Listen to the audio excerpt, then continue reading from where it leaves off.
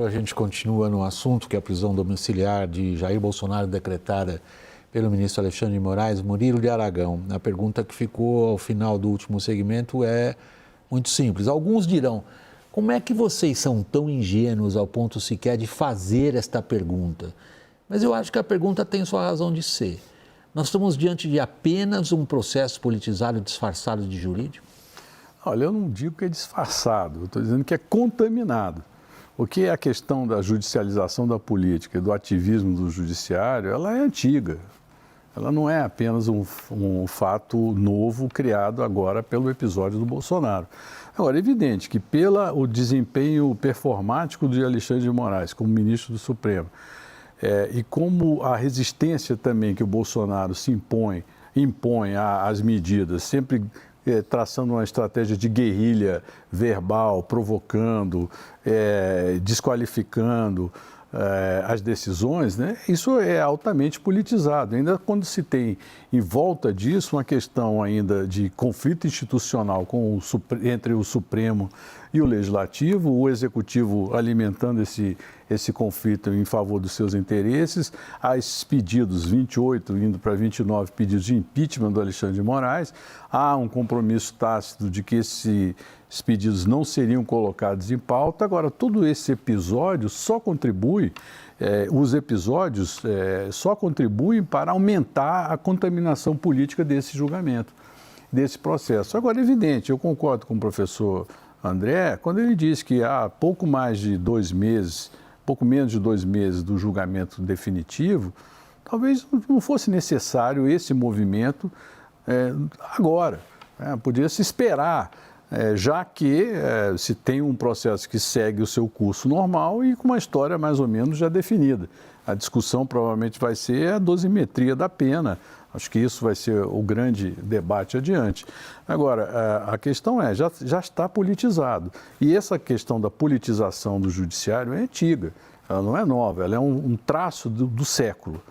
Já no final do século passado já se tinha sinais da judicialização da política, do ativismo do judiciário sobre decisões políticas, e isso só aumentou ao longo ao longo dos anos, das décadas. E aumentou também por conta dos excessos de decisões monocráticas também.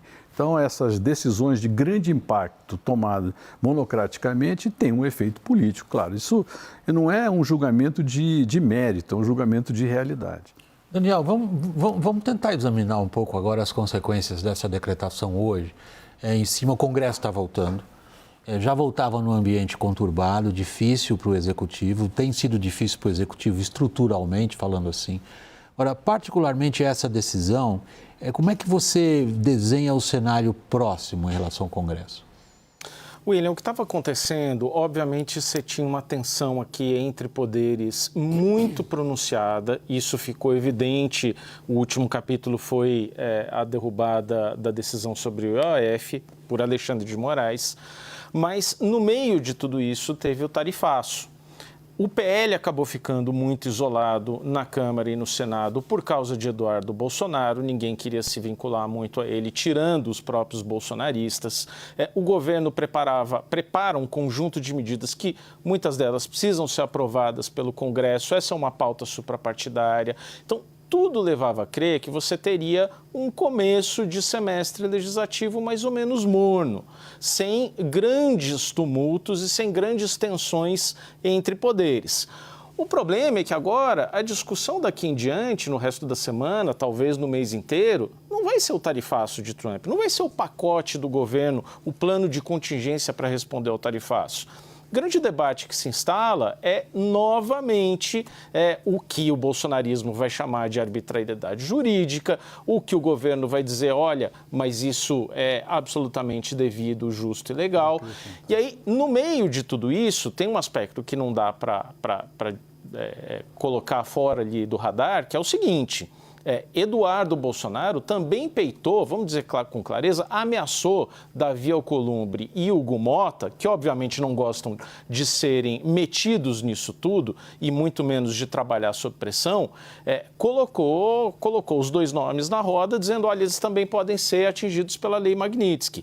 E você também tem um elemento que é o Supremo Tribunal Federal com dezenas, e aí não é força de expressão, são dezenas de investigações sobre emendas parlamentares com indícios de irregularidades. Então, se você apertar muito ali de um lado numa pauta anti-Supremo, o Supremo pode abrir a gavetinha de maldades também contra esses mesmos parlamentares.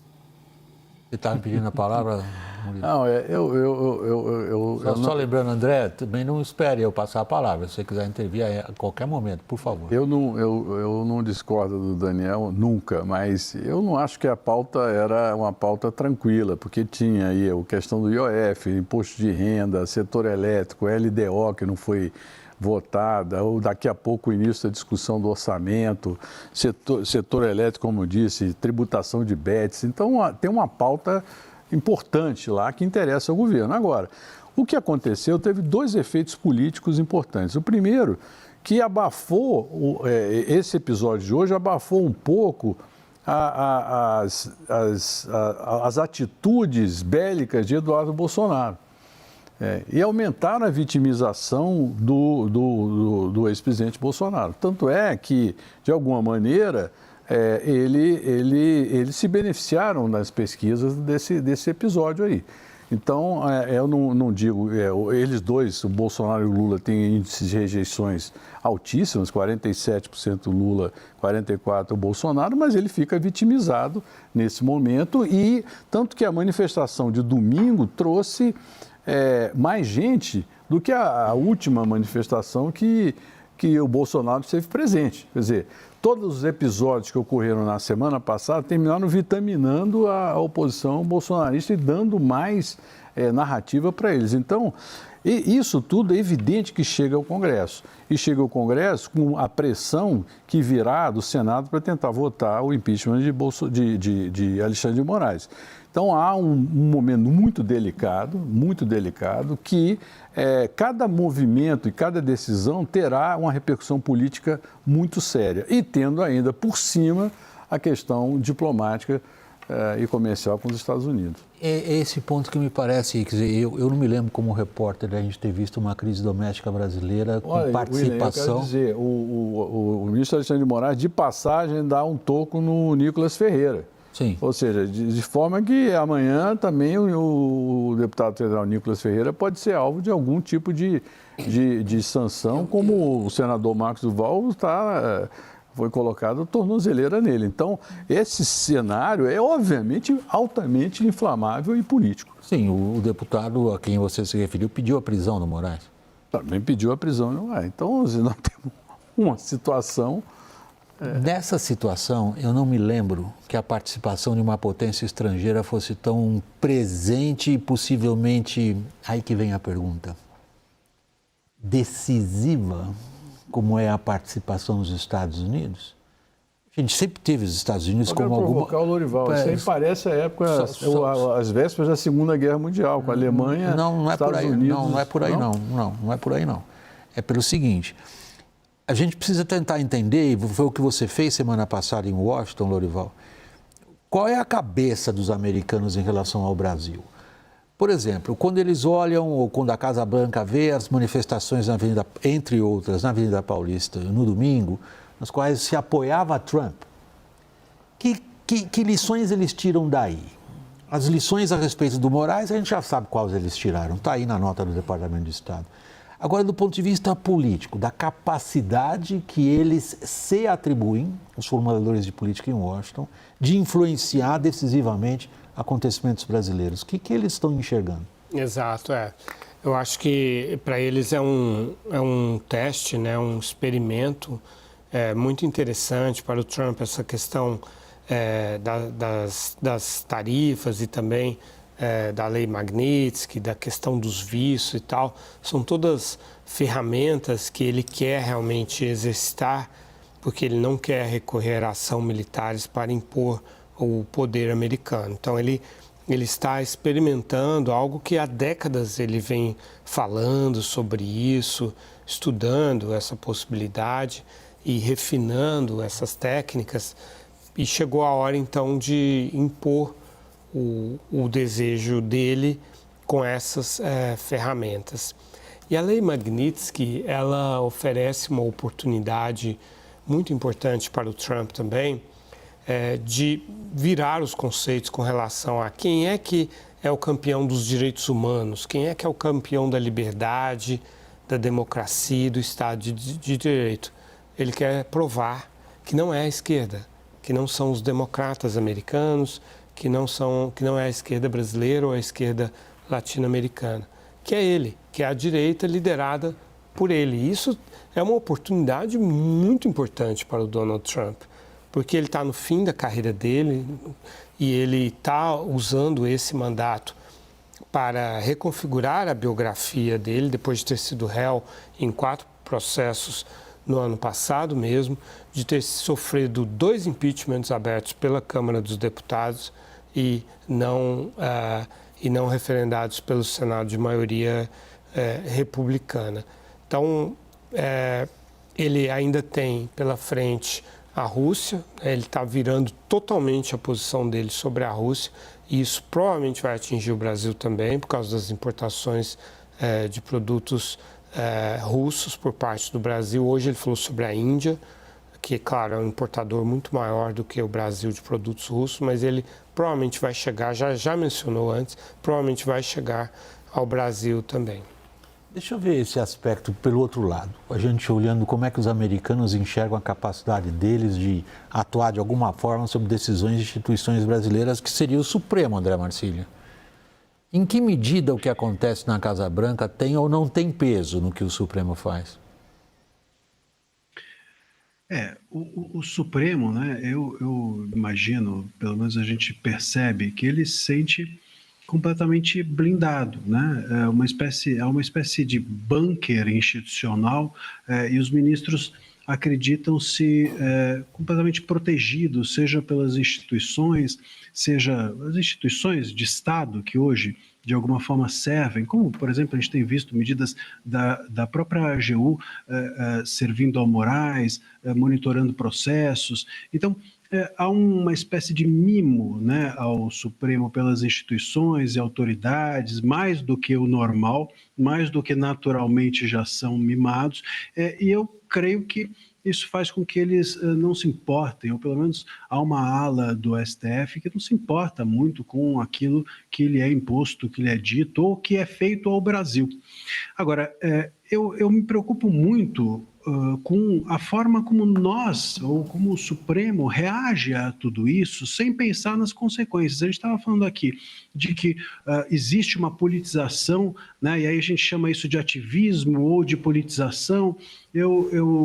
Seja como for, a reação política dos ministros é uma reação que não está pensando politicamente. A gente brinca que nem todo juiz é de carreira dentro do STF, mas certamente nenhum ali é político de carreira. E eles vêm tomando essas medidas sem qualquer tipo de visão consequencialista. E isso eu acho o mais grave. Nós temos desde 2019, dentro do Brasil, o STF protagonizando todos os atos nos inquéritos e basicamente tratando de tudo que diz respeito à opinião pública e à política. Então isso é muito grave. A gente falou de decisões monocráticas.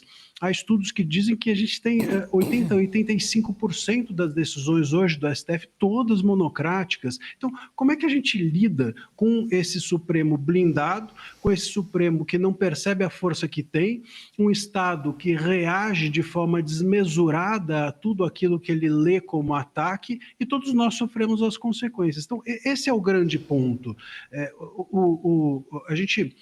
Sempre que as pessoas falam sobre o ativismo, é ativismo ou não, é uma politização ou é um ativismo, eu gosto de dizer o seguinte: a gente se foca no caso Bolsonaro, a gente diz que o bolsonarismo de alguma forma tem provocado o Supremo, mas eu fui o primeiro advogado dos inquéritos das fake news a atuar, né, no caso da censura à revista Cruzoé. Até hoje a Cruzoé está dentro dos inquéritos, até hoje o seu publisher, Mário Sabino está dentro dos inquéritos, inclusive desmentindo a própria fala do ministro Moraes, que diz que todos os recursos foram confirmados. Até hoje tem recurso meu pedindo que eles sejam excluídos e não foram. E por que eles estão lá? O que isso tem a ver com bolsonarismo ou não? Então, a gente precisa entender que nós criamos, de alguma maneira, no Brasil, dentro desses inquéritos, um monstrengo que alimenta eternamente uma politização, um ativismo, seja o que for, mas algo que é desproporcional e que vem arrancando de nós liberdades importantes. O Daniel também tinha a palavra, por favor, Daniel. William, eu me dedicava à leitura nesse fim de semana, aliás, sugiro para todo mundo, de uma pesquisadora, professora da Universidade de Rochester, Gretchen Helke, que escreve o seguinte: ela fez uma extensa pesquisa em 18 países ao longo de 30 anos, em que ministros da Suprema Corte sofreram impeachments, foram depostos, ou houve uma ampliação muito grande da Suprema Corte, ou uma intervenção direta do Poder Executivo, do Poder Legislativo. O que existe em comum de todas essas interferências e intervenções absolutamente excessivas, autoritárias? O que existe em comum é a impopularidade da Suprema Corte e uma percepção de uma grande parte da sociedade de que as Suprema Cortes não julgaram processos relevantes de forma imparcial. Não está certo, está errado, mas elas não foram percebidas pela sociedade como imparciais. E aí você cultiva líderes autoritários, que não são os líderes atuais, os líderes do momento, pesquisado ali por essa autora, mas que logo ali adiante corre muito a tentação de, nesse conflito muito grande, adotarem essa medida intervencionista.